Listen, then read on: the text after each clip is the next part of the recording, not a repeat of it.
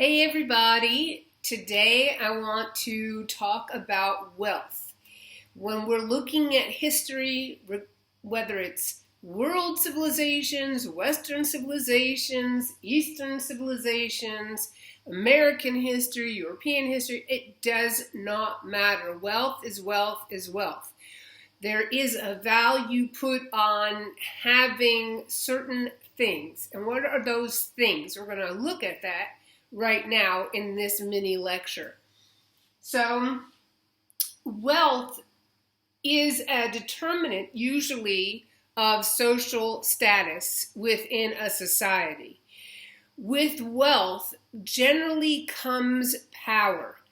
And we talked about power in a previous video. So, power really, and ownership of power, and agency over yourself, having the power to be who you are, is very important in all civilizations. It's important to be a human being and know, where does my power lie? And regardless of the time period that we are talking about in history, whether it is ancient history or more modern history, the concept of wealth and value comes into the conversation. Always. And usually, wealth and where someone gets their wealth or how they get their wealth is the key to figuring out their motivation, why they do what they do. There's a saying that if you really want to know how to make changes in the world, or if you really want to know about people or about somebody, follow the money. If there's a situation, Al Capone was a big old gangster, but the feds never got him on being a gangster. What'd they get him on? What'd they put him in jail over? His IRS, he with tax evasion. They followed the money, and they put this dude in prison. So following the money is really important, and we live in a monetary economy, but a monetary economy isn't the only economy. And economy and wealth are tied together, especially for the purposes of history. So let's look at it. Here we have a topic. Our topic is wealth.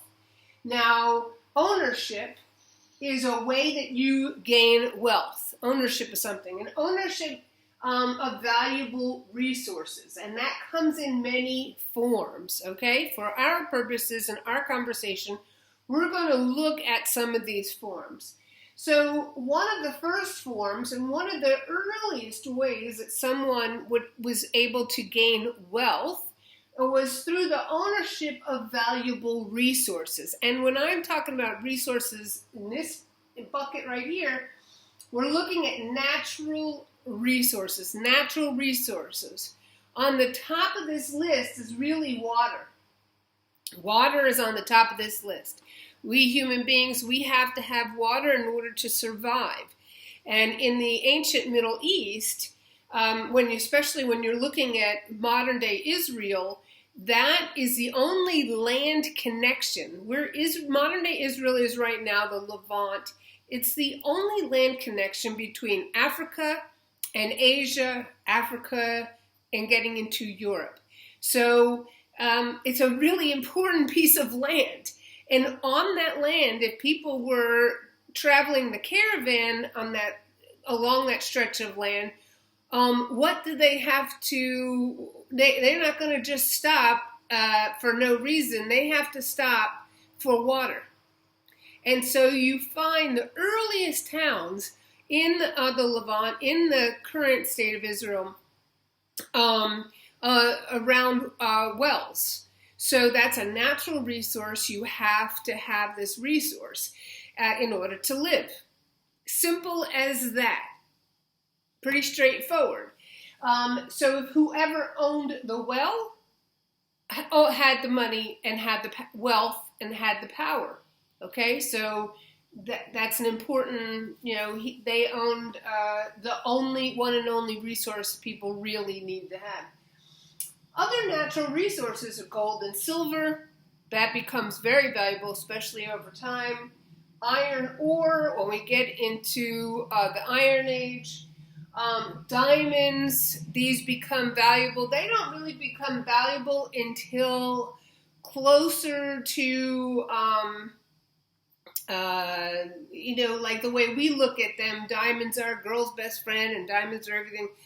But diamonds have not always been the end-all gem. But diamonds are a natural resource, and whoever owns them gains a great deal of wealth. Right now, the company that owns them in South Africa is called the De Beers Company. And De Beers owns the diamond mines. And so the reality is that there are tons of diamonds in South Africa, tons of diamonds. And through the law of economics, the more you have, the price should go down. So what does De Beers do? Because they own this resource, they limit how many diamonds are distributed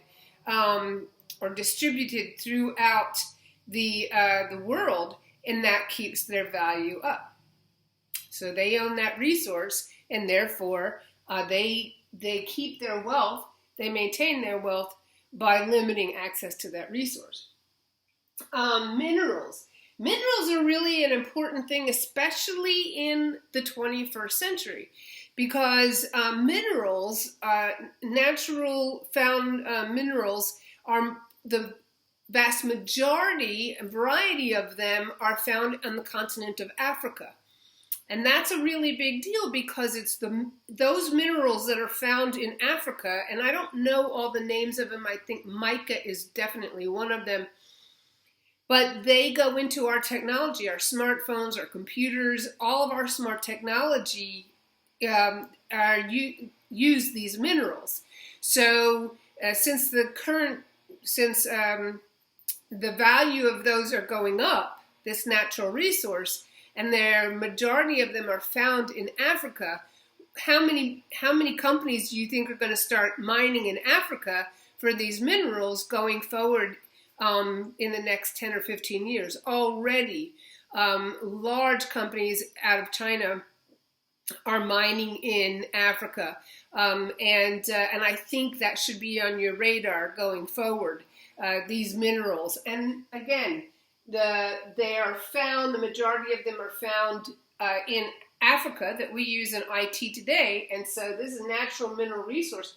Whoever owns that land where those minerals are located are going to be able to get them, and then they're going to create a product that they will gain wealth with. So that's an important piece. And then, of course, gems. I mean, here in North Carolina, we have gems that you can go and find up in the mountains of North Carolina.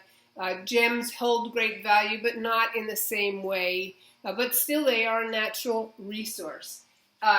Diamonds, minerals, gems, iron ore, gold and silver, we don't need these to live.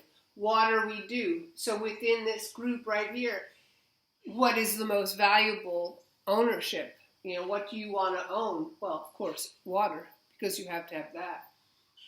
So these are all natural resources. There are a lot more. We can't go into all of them, but it's important to understand that there are these natural resources that generate wealth.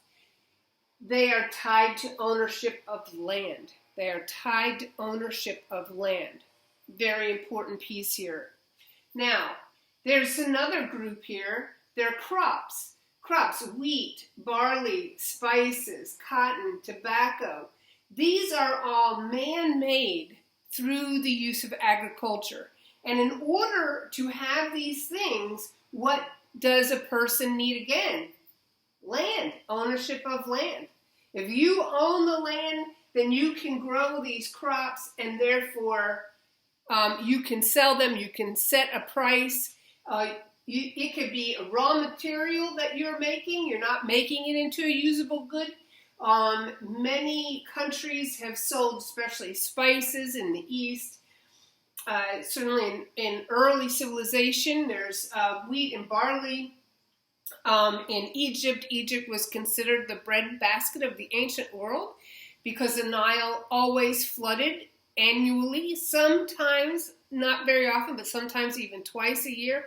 But the flooding of the Nile annually generated a cyclical event that created great surpluses in wheat and barley for the people in Egypt, to the extent that when there was a drought, like in Mesopotamia or in other parts of the ancient world, people from all over the ancient world would travel to Egypt to be able to buy some of those the wheat and barley that had been stored.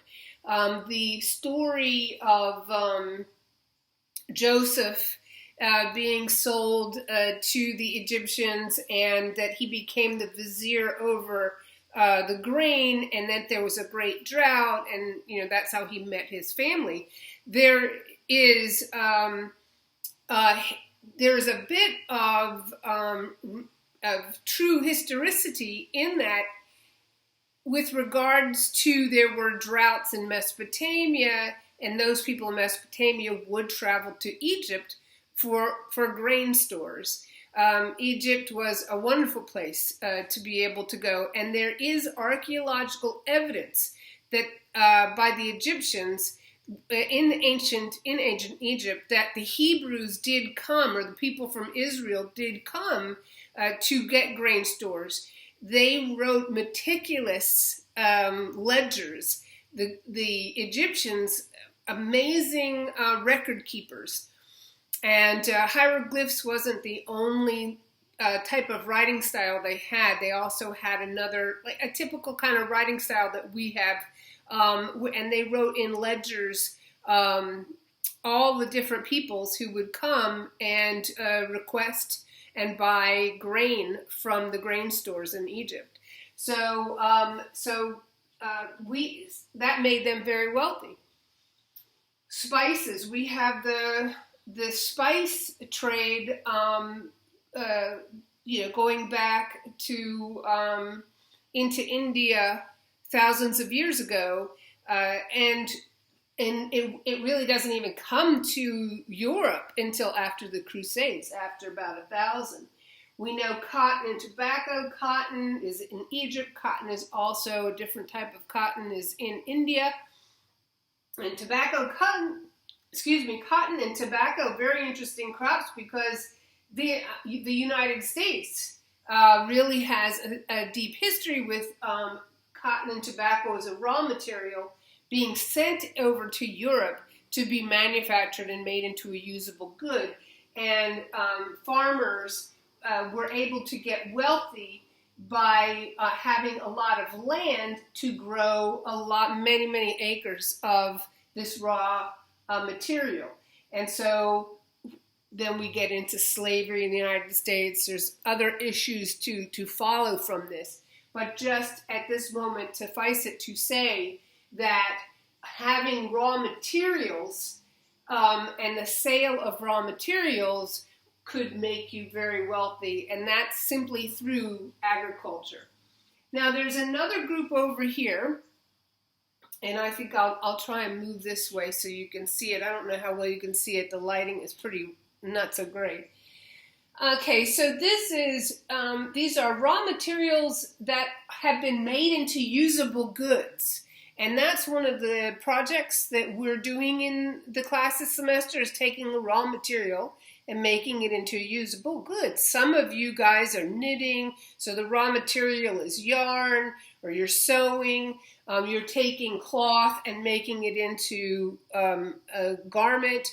So the people who were able to take raw materials, the cotton, spin the cotton, or flax or linens, whatever you were using, woolens you can make into cloth. You could weave it and make it into a cloth.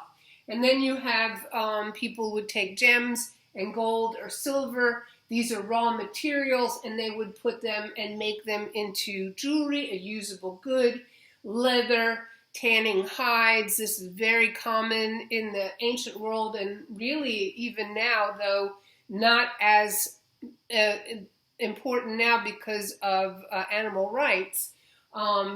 But leather was a very big part of usable good in the ancient world. Pottery. Pottery is also, they take clay and they make it into a usable good. So you have raw materials made into usable goods that then can be sold to build wealth. Now, these making raw materials into usable goods does not require land ownership.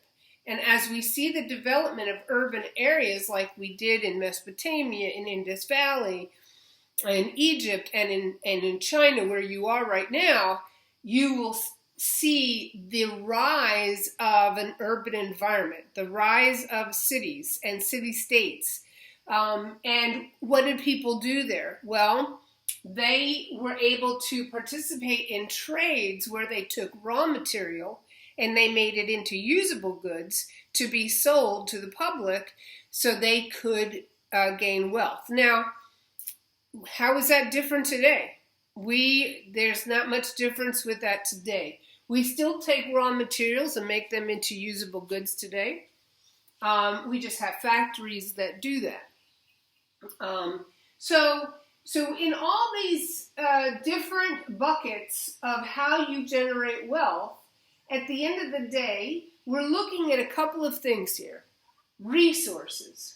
Resources are really the biggest piece of this. What's your resource? Land is the primary resource or primary thing you want to own in order to have access to the natural resources or to make resources, to utilize agriculture as a means to make something that you can sell. It is a raw material that you can sell.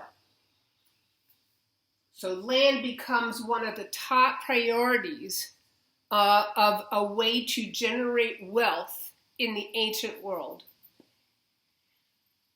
Utilizing raw materials and making them into usable goods is a secondary step in the development of civilization.